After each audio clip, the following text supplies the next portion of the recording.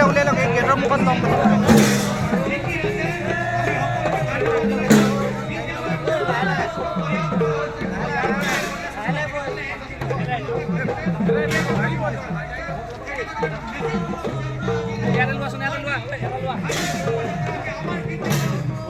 দাদা আপুনি অলপ আগত আহি দিব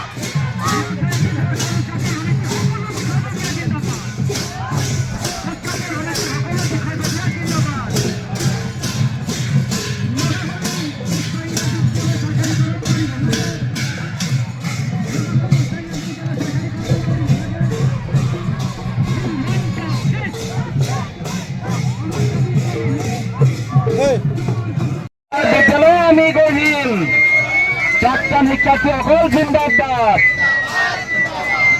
প্ৰাক্তন শিক্ষাৰ্থীসকল জিন্দাবাদ আমাৰ বিদ্যালয় আমি গঢ়িম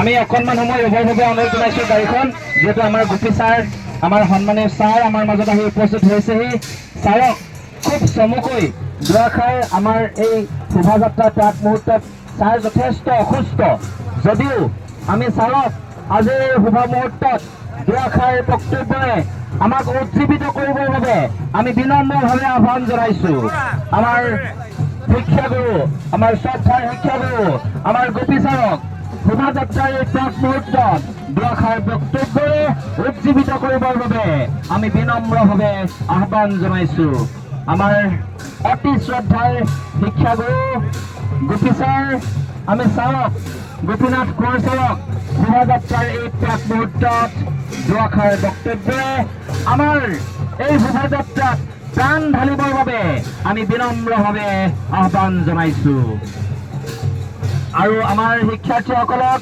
আদৰি আনিবৰ বাবে আমাৰ ছাৰক বিনম্ৰভাৱে আহ্বান জনাইছোঁ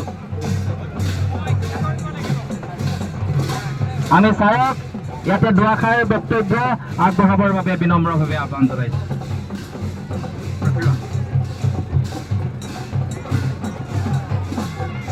মই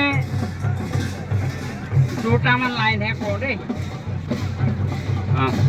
কৃষ্ণ আজি নগাহলী যুদ্ধৰাজ কামকাৰ মধ্য ইংৰাজী বিদ্যালয়ৰ হীৰক জয়ন্তী উপলক্ষে যি শোভাযাত্ৰা আৰম্ভ কৰিছে এই শোভাযাত্ৰা দেখি মই খুব আপ্লুত হৈছোঁ আৰু এই যুদ্ধৰাজ কামকাৰ মধ্য ইংৰাজী বিদ্যালয়ত মই নিজে এজন ছাত্ৰ হিচাপে ইয়াত আছিলোঁ আৰু এই অনুষ্ঠানটো আজি এই মুহূৰ্তত পাই মই আনন্দিত হৈছোঁ আৰু সকলোলৈ মোৰ কৃতজ্ঞতা আৰু ধন্যবাদ জনাইছোঁ ইয়াকে কৈ মই চমুকৈ শোভাযাত্ৰাটো কৰিবলৈ ৰাইজক অনুৰোধ জনাইছোঁ আৰু সময়টো খুব কম সময়টো অলপ আগতীয়াকৈ কৰিব লাগিছিল গতিকে কম সময়ৰ ভিতৰত যাতে শোভাযাত্ৰাটো হয় তালৈ মই সকলোকে সোনকালে কৰিবলৈ কৈছোঁ কাৰণ পিছৰ অনুষ্ঠানকেইটা নহ'লে শেষ নহয় আমি কিছু শোভাযাত্ৰাৰ পিছতেই গুৰু সেৱা কাৰ্যসূচী আছে জাতি জনগোষ্ঠী এক হোক সকলো ধৰ্মাৱলম্বী লোক এক হোক যুদ্ধৰাজ খেমকা পাব্লিক মধ্য ইংৰাজী বিদ্যালয় জিন্দাবাদ যুদ্ধৰাজ খেমকা পাব্লিক মধ্য ইংৰাজী বিদ্যালয় জিন্দাবাদ আমাৰ বিদ্যালয় আমি গঢ়িম প্ৰাক্তন শিক্ষাৰ্থীসকল জিন্দাবাদ প্ৰাক্তন শিক্ষাৰ্থীসকল জিন্দাবাদ আমাৰ বিদ্যালয় আমি গঢ়িম আমাৰ বিদ্যালয় আমি গঢ়িম সকলো জাতি জনগোষ্ঠীৰ লোক ওলাই আহক এই স্থানত এখন মহাবিদ্যালয় হ'ব লাগিবই এই স্থানত এখন মহাবিদ্যালয় হ'ব লাগিবই এই স্থানত এখন উচ্চতৰ মাধ্যমিক বিদ্যালয় হ'ব লাগিবই শিশু শ্ৰমিক বন্ধ কৰক শিশু শ্ৰমিক বন্ধ কৰক প্ৰাক্তন শিক্ষাৰ্থীসকল জিন্দাবাদ প্ৰাক্তন শিক্ষাৰ্থীসকল জিন্দাবাদ। আমাৰ এই অঞ্চলত এখন মহাবিদ্যালয় লাগিবই। আমাৰ এই বিদ্যালয়ত এটা বিজ্ঞানাগাৰ হ'ব লাগিবই। জিন্দাবাদ। পাব্লিক মধ্য ইংৰাজী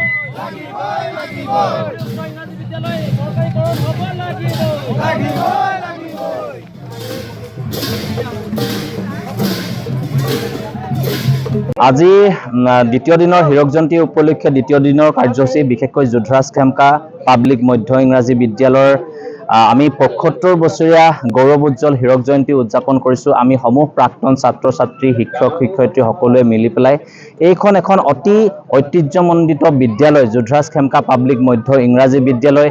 ইয়াতে চাহ জনগোষ্ঠীয় বিশেষকৈ অধ্যুষিত এলেকা চাহ জনগোষ্ঠীয় ছাত্ৰ ছাত্ৰীসকলে পঢ়ে। কানাইগাঁও অঞ্চলৰ গাঁও অঞ্চলৰ ছাত্ৰ ছাত্ৰী আহে। যিহেতু ৭৫ বছৰ ইতিমধ্যে অতিক্ৰম কৰিলে, গতিকে আমি সকলো শিক্ষাৰ্থী প্ৰাক্তন শিক্ষাৰ্থীয়ে লগ লাগি আমি হীৰক জয়ন্তী উদযাপন কৰিছোঁ। আৰু এই হীৰক জয়ন্তী উদযাপনৰ মূলতে কেইবাটাও উদ্দেশ্য আছে। বিশেষকৈ ছাত্ৰ ছাত্ৰীসকলৰ এক মিলন সমাৰোহৰ জৰিয়তে যাতে আমি স্মৃতি ৰোমন্থন কৰিব পাৰোঁ আৰু বিদ্যালয়ৰ ইতিহাসক ধৰি ৰাখিব পাৰোঁ, সেয়াও এক মূল উদ্দেশ্য। লগতে এই হীৰক জয়ন্তীৰ জৰিয়তে আমি যাতে আমাৰ এই অঞ্চলৰ যিসকল ড্ৰপ আউট ষ্টুডেণ্ট আছে সেই ষ্টুডেণ্ট বা অভিভাৱকসকলক বিদ্যালয়মুখী কৰিব পাৰোঁ, যাতে আধাতে বিদ্যালয় এৰি নিদিয়ে, তেনেকুৱা ধৰণৰ এক আমাৰ উদ্দেশ্য আছে। লগতে এই বিদ্যালয়খনত যথেষ্ট ইনফ্ৰাষ্ট্ৰাকচাৰৰ প্ৰয়োজন আছে। আমাৰ বিজ্ঞানাগাৰকে প্ৰয়োজন কৰি যথেষ্টখিনি আমাৰ ইয়াতে ইনফ্ৰাষ্ট্ৰাকচাৰ ডেভেলপমেণ্ট হ'ব লাগিব।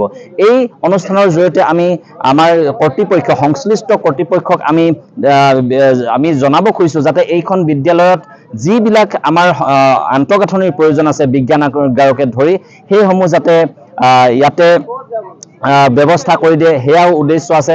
লগতে আজি এক বৰ্ণিল শোভাযাত্ৰা হ'ব। এই বৰ্ণিল শোভাযাত্ৰাৰ জৰিয়তে আমি সকলো জাতি ধৰ্মৰ বৰ্ণৰ লোক একত্ৰিত হৈছোঁ। আমি এই অঞ্চলত যে সমিলমিলে শান্তিপূৰ্ণভাৱে সকলোৱে একত্ৰিত হৈ আছোঁ, সেয়া আমি দেখুৱাব খুজিছোঁ। আৰু জ্ঞানৰ বাবে আজি আমি সকলো মন্দিৰ বা মছজিদৰ বাবে সকলো ওলাই আহে, কিন্তু আমি জ্ঞান বা শিক্ষাৰ বাবে সকলো জাতি ধৰ্ম বৰ্ণৰ লোক যে একত্ৰিত হৈ আমি ৰাজপথলৈ যে ওলাই আহিছোঁ, সেয়াও আমি শোভাযাত্ৰাৰ জৰিয়তে যে ওলাই আহিব খুজিছোঁ, সেয়াও আজি এক শোভাযাত্ৰাৰ অন্যতম উদ্দেশ্য। নমস্কাৰ। আজি আপোনালোকে দেখিছে যে ইয়াত বিভিন্ন ধৰ্মাৱলম্বী লোকসকল গোট হৈছে। আৰু ইয়াৰ মূলতে কাৰণ হৈছে এইখন স্কুলৰ যোধৰাজ খেমকা পাব্লিক মধ্য ইংৰাজী বিদ্যালয় ৭৫ বছৰ পূৰ্ণ কৰিলে। আৰু এই ৭৫ বছৰ পূৰ্ণ কৰাত আপোনালোকক এটা কথা উল্লেখ কৰিব লাগিব যে এইখন অঞ্চলত একমাত্ৰ মধ্য ইংৰাজী বিদ্যালয় হৈছিলে, যাৰ কাৰণে আজি ইমান ষ্টুডেণ্টবিলাকে মানে জগতত মানে পোহৰ বিলাবৰ কাৰণে ওলাইছে। আৰু সেয়া এই স্কুলখনৰ এখন ডাঙৰ অৱদান, অতুলনীয় অৱদান, সেয়াক আমি পাহৰিব নোৱাৰোঁ। যিহেতু আমাৰ নগাগলি স্কুলৰ হাইস্কুল আমাৰ হীৰক জয়ন্তী উদযাপন সমিতিৰ তৰফৰ পৰা আজি আমাৰ দ্বিতীয় দিন আজি কাৰ্যসূচী। আজি যিহেতু আমাৰ শোভাযাত্ৰা আছে, সকলো জাতি জনগোষ্ঠী একত্ৰিত হয় আমি একেখন এই স্কুলতে সকলো প্ৰাক্তন ছাত্ৰ ছাত্ৰীসকলক লৈ সকলো জাতি জনগোষ্ঠীক লৈ আমি এই মুহূৰ্ততে অলপ খন্তেকতে আমি এই মাত্ৰ শোভাযাত্ৰা এখন ওলাম। এই শোভাযাত্ৰা আমাৰ গোটেই অঞ্চলবাসীয়ে গোটেই এটা উপকৃত হৈ আছিলে, যিহেতু আজি ৭৫ বছৰ অতিক্ৰম কৰিছে আমাৰ স্কুলখনে। সেই গতিকে আমি এতিয়া এই মাত্ৰ শোভাযাত্ৰাখনত আমি অন্তৰ্ভুক্ত হৈছোঁ।